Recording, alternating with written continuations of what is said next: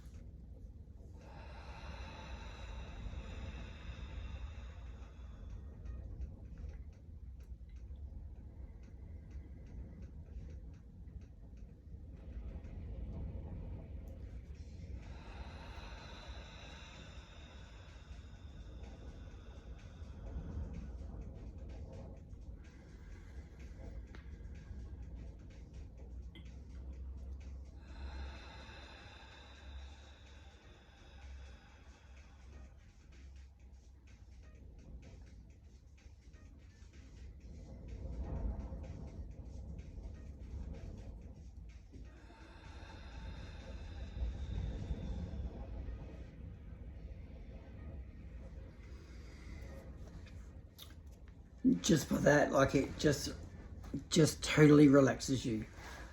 Remember the rasp. Remember, it's about you. If you want to listen to heavy metal music, you want to listen to techno, you can. Remember, the meditation is about what you want, because it's about you spending time on you. Start with 2 minutes a day. That's all you need, and we can always find 2 minutes, and then that 2 minutes becomes 4 minutes, and then 5 minutes. And then that's when we start adding on our intentions. And that's when we start adding on our to-do list, or we have a goal list. Now remember, a goal list is not a wish list.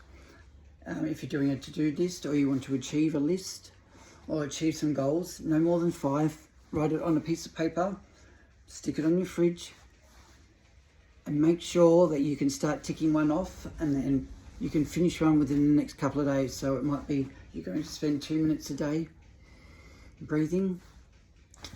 I can do that quite easily. It's much easier to start setting yourself up for success when you know you can mark one off. Then you move on to the next one, even though you're still doing that one, because that now becomes part of what you're doing. So what else do you want to do? It doesn't have to be anything big. It just has to be something like you've been meaning to clean the house twice a week. Okay, that's my second number. I can do that twice a week. So after the first week, okay, I've done it twice. Put a circle around it. Don't cross it off on your first week, because you've only done it twice. So make sure you do another one. Keep counting your breaths, and then we add the next one on. So I'm going to start going to work 15 minutes early every day. I'm going to make sure I'm all set up, and I'm going to make sure I've got a running list, and I'm going to start crossing things off my list. Get used to whatever tools you're using. Remember to use them everywhere. That's what goals do. Then we get bigger goals. Once you do your first 5, you should finish that. It's your list. It could take a year, could take whatever. But remember, having a great car and a great house is a wish. It is not a goal. And something you're probably not going to be able to mark off straight away, or maybe ever. So don't set yourself up to fail. Set yourself up to always win, to always be available to do something. Only has to be the tiniest little thing, and that's all it is, and you're changing your life. It doesn't have to be a big thing. Sitting down for 2 minutes a day, counting my breath. Okay, I've already started to change my life. If you know there's something wrong going on in your life, and you know you're constantly thinking about it, then you've already started the change. You've already started to make things better.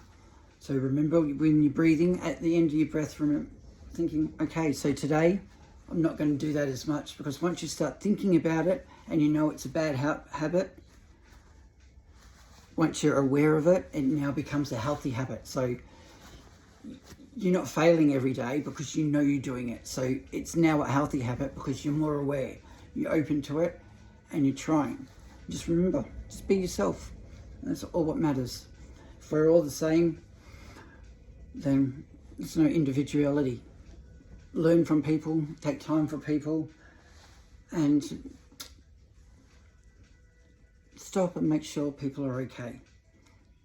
If somebody asks you for 50 cents because they're sitting out the front of Coles, don't yell at them or go get a job because they didn't get up and just go, gee, I think I'm going to be a homeless person for the rest of my life.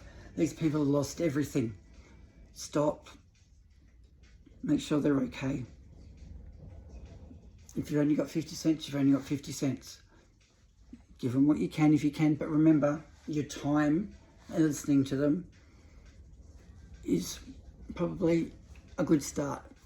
If we all took a little bit of time to look after people, the world would be a much better place. Think about that. 5 minutes, $5 or 50 cents. I call it the 3 5s. If I've only got 50 cents, I'll give somebody 50 cents, or I'll put it in one of those jars at the coffee shop. If I've only got 5 cents, I'll put that in as well. Only takes 5 cents. If everybody in Australia gave 5 cents every week, that's close to $18 million we would be donating every week from 5 cents. Think of all the houses, all the homeless people, all the free food we could give, all the extra childcare, all the extra computers, all the extra education, all the extra police officers from 5 cents. If everybody did 5 cents, think what we could do. Only takes a little gesture to make a change, and it only takes one person to create change. See you little shits.